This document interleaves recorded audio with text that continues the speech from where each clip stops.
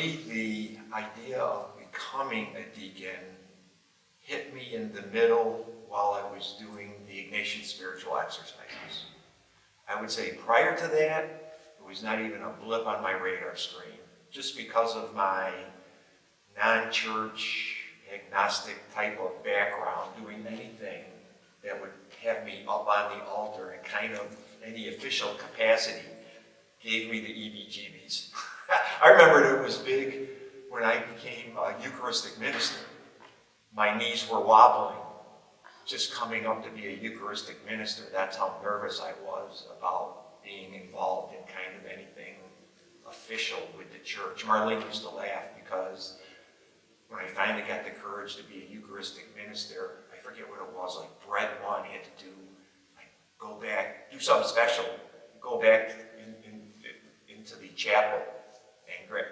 And to me, that was like way too much responsibility. So whenever anybody asked us to do that, I was like, yeah, Marlene will do that. So yeah, Ignatian spiritual. Prior to that, nothing, and it blipped up in there. And how it came through the exercises for me is kind of fascinating because it came through a dream. And I'm not a person who normally dream. Well, I think we all dream, but I never remember dreams when I wake up in the morning. And when I was in the middle of these exercises, I started having this dream. And I was carrying, in the dream, I was carrying a cross down 490. Like in the middle of 490 east and west, the median, right? So I was carrying this cross down. And what was unusual was not only did I just have a dream, but it was a recurring dream.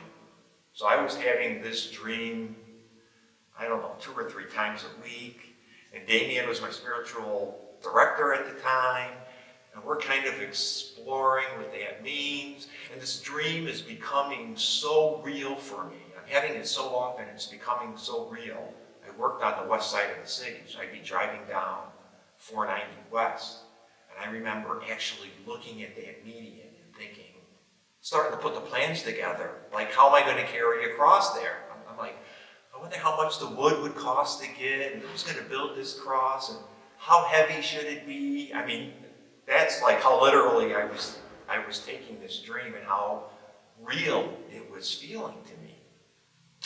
And then at one point, I remember Damien saying something like, as we're exploring all these possibilities of what this dream could mean, she one day says, well, do you think this might be a call to the diaconate?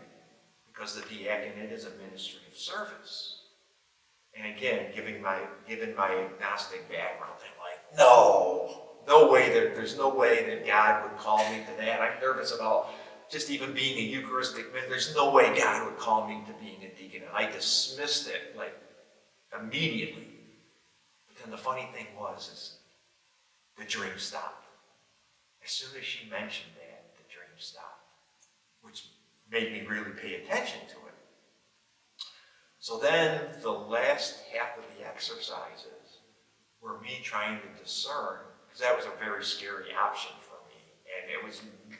And since I had never given it any thought prior, the last half of the exercises were me discerning that whole thing.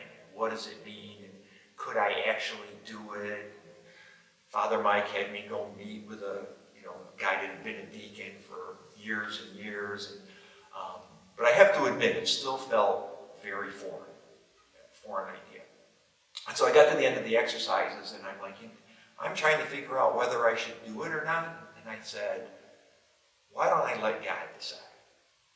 So I'm like, I'll go ahead and apply. And I'm thinking, there's no way with my background that the diocese would ever accept me as a diaconal candidate. And then they did. And then I was like, well, I'll start taking the classes. And then I said, once the professors see me and hear what I'm about, there's no way that they'll want me to be a deacon. Well, they did. And then, so it was kind of like, for 5 years, I was like, Lord, anytime you want to kick me out of this process, go ahead. And I think there was a part of me that was secretly hoping that would happen, because I was really scared about becoming a deacon. but it never did. But at the same point, I'm always very grateful and gracious because I didn't like super desire it. It gave me a great freedom to be who I am. And so I never had to pretend. Throughout, I was me the whole way.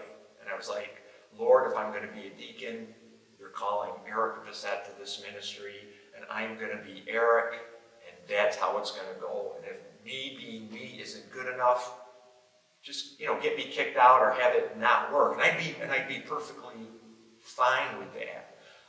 And that was wonderful. So whenever I talk to people that are thinking about ministry, whether it's deacon or anything on the church staff or working with kids, I always tell people, just be you, right? There's no special, I think I'm a perfect example. There's no special holiness or worthiness or piousness or, when God calls you, God calls you. Just be yourself and let the chips fall where they may. And so, for me, that was just it was a great lesson, and it was a great freedom. And so when God did that, like I said, I was scared, and now here I am. It's almost 12 years. Hard to believe. And 12 years later, it has just been such a blessed ministry in my life, and it's been such a wonderful opportunity to be with people and work with people, and absolutely wonderful. So that's where my vocation came from, a dream. Which is like, isn't that cool?